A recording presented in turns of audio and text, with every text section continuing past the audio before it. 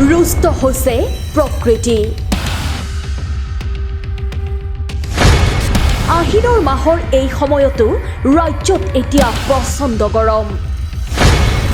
গৰমৰ বাবে পথাৰত মেলিছে চিৰাল ফাট। উৎকট গৰমৰ বাবে পথাৰত শুকাইছে বাঢ়ি অহা ধাননি। পানীৰ অভাৱত বিঘাই বিঘাই খেতি কৰা ধাননি এতিয়া ৰঙা হৈ জ্বলি যোৱাৰ উপক্ৰম হোৱাৰ লগতে পথাৰত মেলিছে বৃহৎ ফাট। আজিলৈ জলসিঞ্চন ব্যৱস্থাই ঢুকি নোপোৱা অঞ্চলটোৰ কৃষকসকলে একমাত্ৰ বৰষুণৰ পানীৰ ওপৰতে নিৰ্ভৰ কৰি খেতি কাৰ্য কৰিব লগা হৈছে। শনিবাৰে এইদৰে শ শ কৃষকসকল ওলাই আহি অতি শীঘ্ৰেই অঞ্চলটোত জলসিঞ্চন ব্যৱস্থা গঢ়ি তুলি বৃহত্তৰ অঞ্চলটোৰ কৃষক ৰাইজক সকাহ দিয়াৰ দাবী উত্থাপন কৰিছে কৃষক ৰাইজে। অইন বৰ্ষৰ তুলনাত এইবাৰ অতিমাত্ৰা গৰমৰ বাবেই বাঢ়ি অহা ধাননি এইদৰেই মৰহি যোৱাৰ ফলত কৃষকসকল চিন্তিত হৈ মূৰে কপালে হাত দিয়াৰ উপক্ৰম হৈছে। বৃহত্তৰ নাগৰিজুলি অঞ্চলৰ গণেশপুৰ, ভাওৰাগুৰি, কুম্ভীঝাৰ, বাল্টিপাৰ, ইক্ৰাবিল আদি গাঁৱৰ লগতে বহু অঞ্চলত এতিয়া পথাৰত একেই পৰিৱেশ দেখা গৈছে।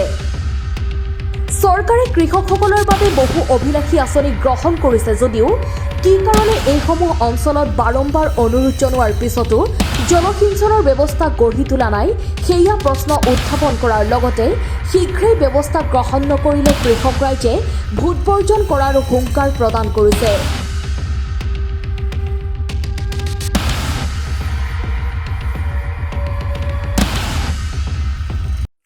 আমাৰ অভিজ্ঞতা হল আমি 5টা গাঁৱৰ দুখীয়া কৃষক। আমি বহুত কষ্ট কৰি আমি খেতি কৰিছিলোঁ, কিন্তু এই অঞ্চলৰ পানী ব্যৱস্থা নাই। আগত বহুত চেষ্টা কৰিলে আমি কেইজন এনেকুৱা বৃদ্ধা মানুহ লগ আমি চেষ্টা কৰিছিলোঁ যাতে ভাল সিঞ্চন হোক, কিন্তু আমাৰ বৰনদী যিটো বান আছে তাৰ পৰা আমি বহুত কষ্ট কৰি চেষ্টা কৰিছোঁ, কিন্তু চৰকাৰৰ কোনো সহযোগ দিয়া নাই কাৰণে আমি পাব্লিক একো কৰিব পৰা নাই এতিয়ালৈকে। আৰু বছৰ বছৰ এনেকুৱা হৈ থকাতে আমি বহুত চেষ্টা কৰি আৰু এই বছৰ আমাৰ গোটাই খেতি জ্বলি গ'ল। জ্বলি হোৱাৰ কাৰণে আমি 5টা গাঁৱৰ সাধাৰণ দুখীয়া কৃষক ওলাই আহিলোঁ যাতে আমাৰ এই অঞ্চলত অতি সোনকালে পানী ব্যৱস্থা কৰি যেন, নহ'লে আমি 5টা গাঁৱৰ মানুহে এইটো সিদ্ধান্ত লৈছোঁ যদি চৰকাৰে ইলেকশ্যন আগে আগে এইটো ব্যৱস্থা নলয় আমি 5টা গাঁৱৰ মানুহে আমি ভোটৰ পৰা বৰ্জন কৰিম। আৰু এইটো থিৰাং লৈছোঁ কিয়নো চৰকাৰে বহুত কোটি কোটি টকা এই জলসিঞ্চনৰ নামত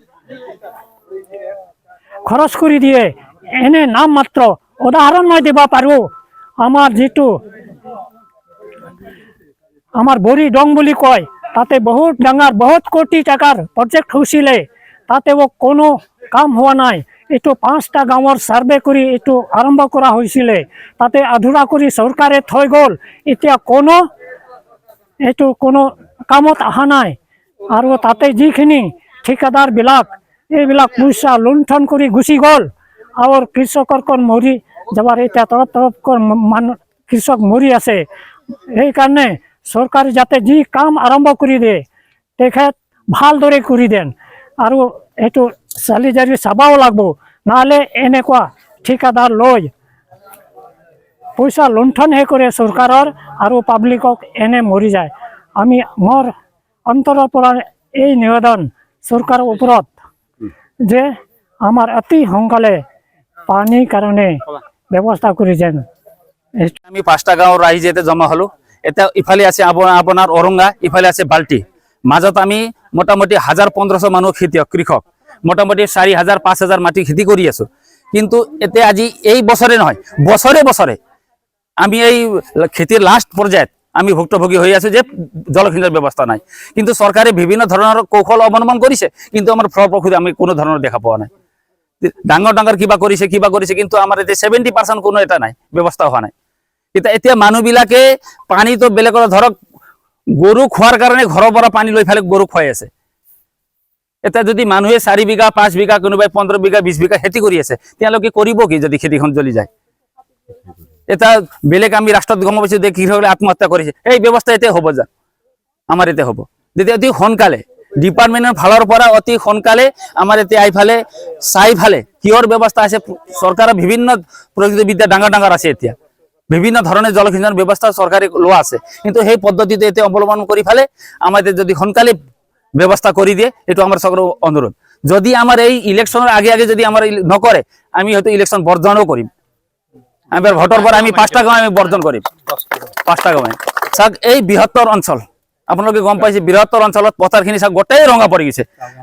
আপোনালোকে গম পাই যে গোটেই ৰঙা পৰি গৈছে পথাৰখন। এতিয়া কি কৰিব মানুহবিলাকে, কেনেকৈ খাব? পথাৰত আহিব বাদ দিছো আমি, চাবৰ কাৰণে আমাৰ ইফালে চকু নাযায়। এতিয়া ইমান কষ্ট, এটা আপোনালোকে জানে যে এটা খেতি কৰিবলৈ কিমান কষ্ট আছে। আজিকালি গৰুৰ ব্যৱস্থা নাই, ট্ৰেক্টৰৰ ব্যৱস্থা হৈ আছে। এটা প্ৰযুক্তিবিদ্যা হৈ আছে, কিন্তু চৰকাৰে প্ৰযুক্তিবিদ্যাটো ক'ত অৱলম্বন কৰিছে? ট্ৰেক্টৰ হয়, কৃষকক বিলাইছে ট্ৰেক্টৰ, কিন্তু পানীৰ ব্যৱস্থা নাই। কি হ'ব ট্ৰেক্টৰেদি হাল মাৰি খালে? একোৱেতো ব্যৱস্থা নাই চৰকাৰৰ। এতিয়া আমি চৰকাৰক এইটো আমি অনুৰোধ যে আপোনালোকে এইফালে ফিল্ডত আহক, চাওক, চাইফালে ব্যৱস্থাটো অতি সোনকালে কৰে বুলি আমি অনুৰোধ থাকিম।